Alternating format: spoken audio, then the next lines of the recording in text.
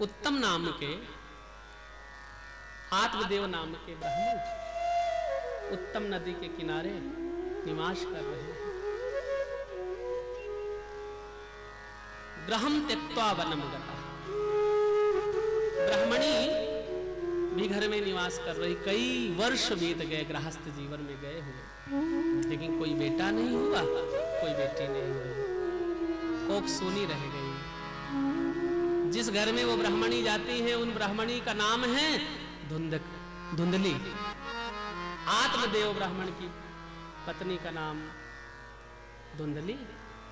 जिस घर में जाते हैं तो लोग कहते हैं नहीं नहीं बेटा मत सुना, वो बातें कानों में जाकर के, कानों के माध्यम से हृदय में लगती है। ब्राह्मण तो किसी के घर में जाते नहीं, केवल भिक्षा मांग करके लाते हैं। संयोग से एक घर में गाय पाल ली, उस गऊ ने भी 12 वर्ष हो गए किसी बछड़े को नहीं जन्म दिया, किसी पुत्र को गऊ ने भी नहीं दिया। फलदार वृक्ष लगाए, वृक्ष बड़े हो गए, लेकिन एक फल नहीं दिया। घर में तुलसी का गाछ लगाती है, सूख जाती है। एक दिन आत्मदेव चिंतन करने लगे, मुझे लगता कि मेरे पूर्वज, मेरे पितर बहुत नाराज हैं, क्योंकि पूर्वजों की ही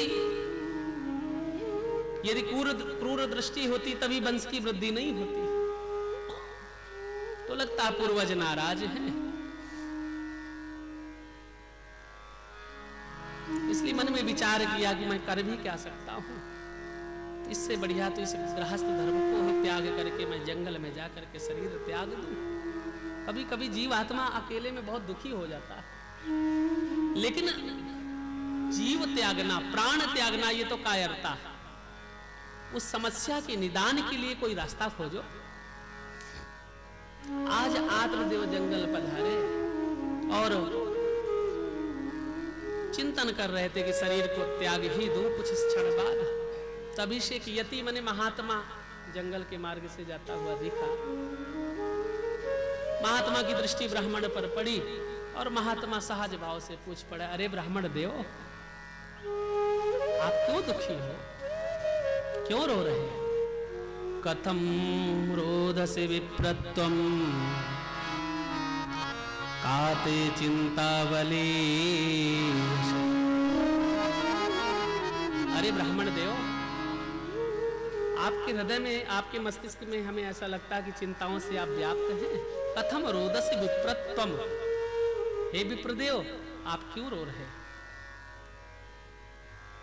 बत्वम सत्वरम मह्यम स्वस्य दुःखस्य कारण, मेरे से आप सब हृदय की बात कह दो, अपने संपूर्ण दुख की बात मेरे से कह दो। स्वस्य दुःखस्य कारणम, हो सकता मैं तुम्हारा दुख दूर कर दूं।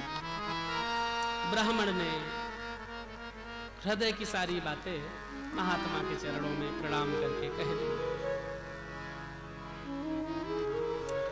किम ब्रवीम मृषे दुःखम पूर्व पापेन संचितम। जैसे हृदय की बात कही कि महाराज घर में कोई बेटा नहीं, गाय को पाला उसने बछड़े को नहीं जन्म दिया, वृक्ष लगाया फल नहीं दिया, तुलसा का वृक्ष गाछ लगाता हूं वो भी सूख जाता है, मुझे लगता है कि मेरे पूर्वज मुझसे बहुत दुखी हैं। तब मुंचा ज्ञानम प्रजाम रूपम बलिष्ठाक्रमणो गति।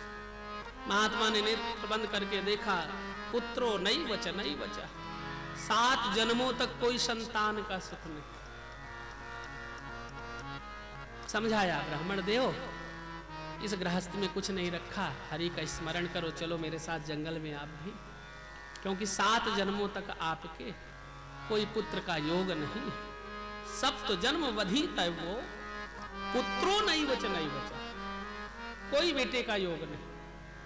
तब महात्मा बोले, महाराज गृहस्थः सरसो लोके पुत्र पौत्र समन्वितः, आप गृहस्थ की वेदना को नहीं समझ सकते हो।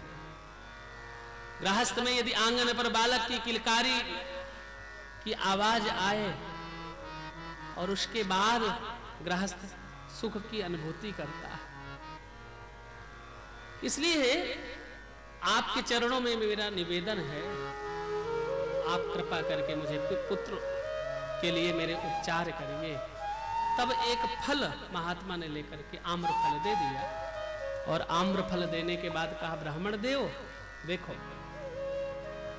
ये फल ले जाकर के अपनी पत्नी को खिलाना। 9 महीने तक तुम्हारी पत्नी नियम का पालन करे, किसी के घर का प्रसाद ना पाना, निश्चित पुत्र होगा। ये मेरा आशीर्वाद है। ब्राह्मण बड़े प्रसन्न हुए, फल लेकर के आए। फल लेकर के जैसे आए, इदम भक्षय पत्निया तुम ततः पुत्रो भविष्यति, निश्चित रूप से ही पुत्र होगा, ये मेरा आपको वचन है।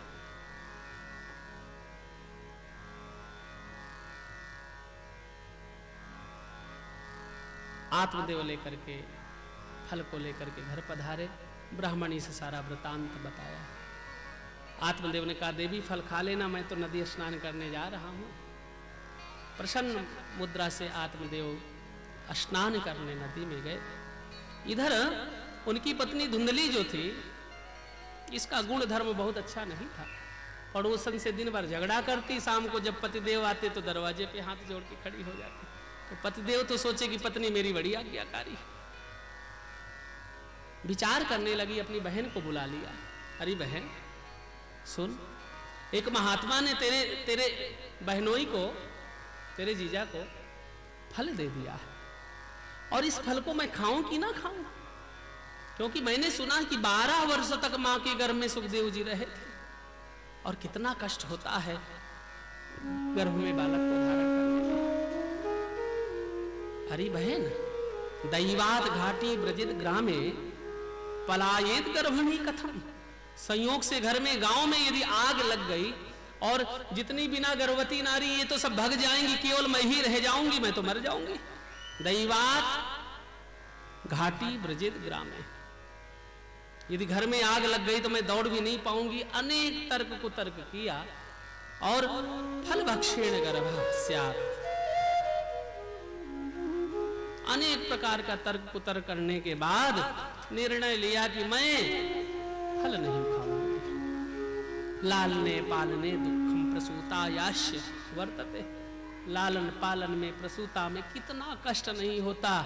इतना चिंतन करने के बाद, एवं कुतर्क योगेनो तत्फलम नैव भक्षितम, अनेक प्रकार के तर्क कुतर्क करने के बाद फलम नैव भक्षितम तत्फलम नैव भक्षितम, निर्णय लिया कि अब मैं ये फल नहीं खाऊंगी। बहन ने कहा, अरे बहना, मेरे घर में तो बालक बहुत है, लेकिन खाने के लिए अन्न नहीं है, खाने वाले बहुत है।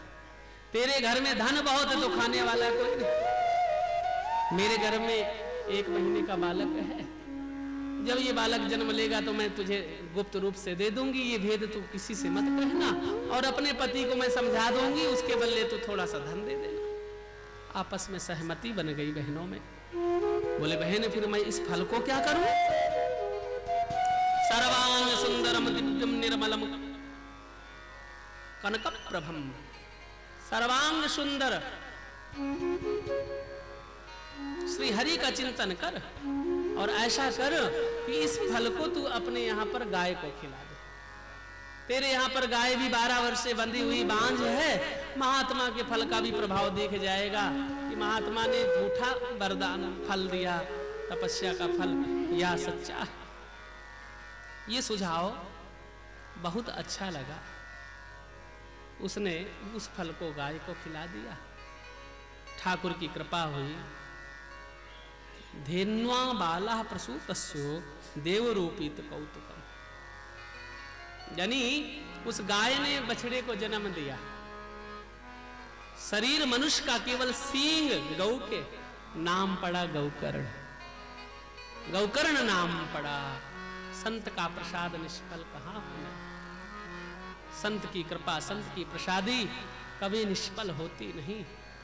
और उस बहन ने बालक को जन्म दिया और परिवर्तन कर दिया, यानी विनिमय बदल लिया, पुत्र दे दिया अपनी बहन को, धुंधली को। धुंधली ने कहा कि आज मेरे घर पर पूर्वज प्रसन्न हुए, मेरे बेटा हुआ, इस इतिहास को छुपा करके रखा। ब्राह्मण बड़े प्रसन्न, क्योंकि देखो विधाता ने कृपा करी तो मेरे यहां पर भी बालक हुआ और गाय ने भी बछड़े को जन्म दिया। आत्मदेव ने कहा देखो मेरा नाम आत्मदेव है तो मैं अपने बेटे का नाम परमात्मदेव रखूंगा। धुंधली दौड़ी दौड़ी आई हूं, आप नाम रखोगे? 9 महीना मैंने गर्भ में रखा, कष्ट मैंने सहा और नाम आप रखने चले आए। मैं अपने बेटे का नाम रखूंगी। मेरा नाम धुंधली तो मेरे बेटे का नाम धुंधकारी। जथा नाम तथा गुण, नाम का बहुत बड़ा प्रभाव होता है। नाम रख दिया धुंधकारी और सींग गौ के थे इसलिए उसका नाम रखा गया गौकर्ण।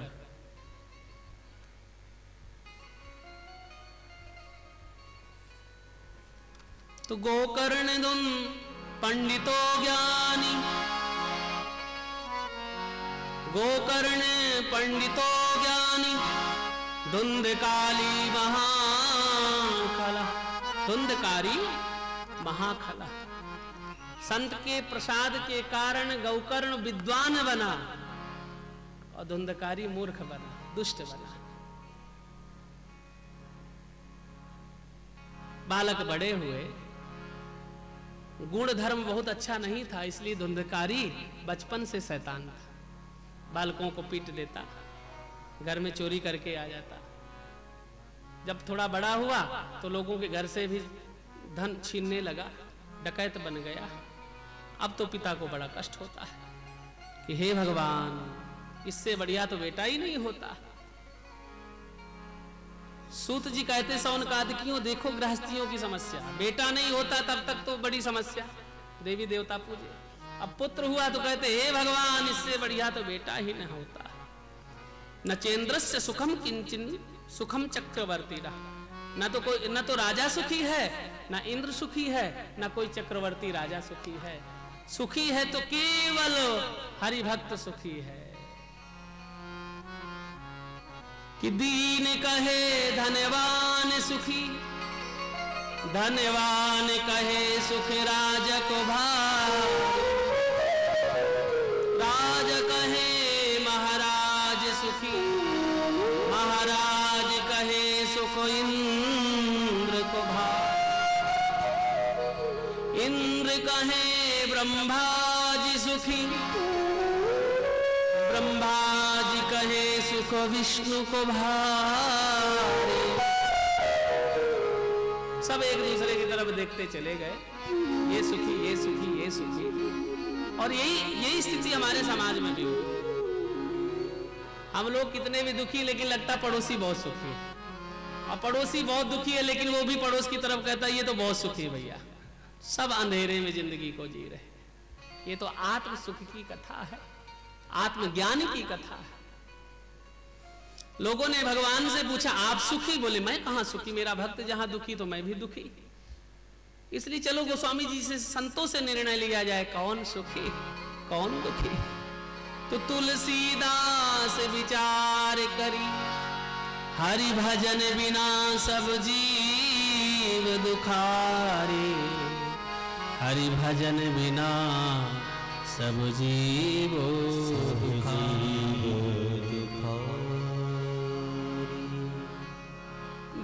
गौकर्ण ज्ञानी बने। आत्मदेव को बड़ा कष्ट हुआ। आत्मदेव को आज गौकर्ण जी ने ज्ञान प्रदान किया। इसी ज्ञान का नाम है गौकर्ण गीता। गौकर्ण जी ने अपने पिता को ज्ञान प्रदान किया और मुक्ति का मार्ग बताया, मोक्ष का मार्ग बताया। देहेस्ति मांसि रुदरेभ्यमति त्यजत्वम् जाया सुतादिषु सदा ममतां विमुञ्च। पश्यानिशं जगदितं क्षणभङ्गनिष्ठं वैराग्यराग्यरसिको भवभक्तिनिष्ठः। देहेस्ति मांसि रुदरेभ्यमति त्यजत्वम्।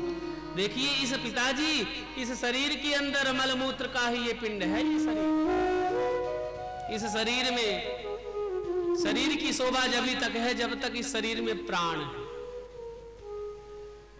1000 किलो की कोई वस्तु लेकर के आओ, और उसको मुख में डाल करके फिर किसी को दो कि खा लो, कोई खाएगा?